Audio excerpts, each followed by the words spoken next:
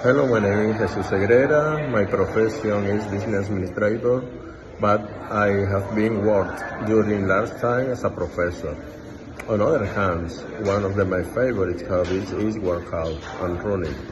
I like running in the park and feel the wind on my face. It's good when I wait for a strong sport. Normally later I go swimming in the pool and refresh me. In other days, I walk with my dog Bruno in the morning.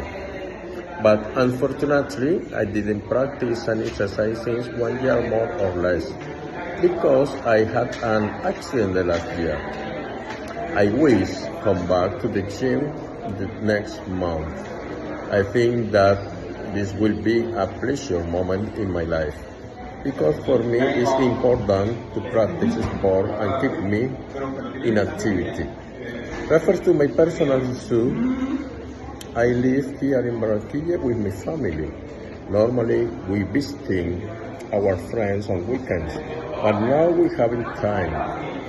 I hope I will have time this year for drink a bottle of wine with my friends. I think that will be a good day.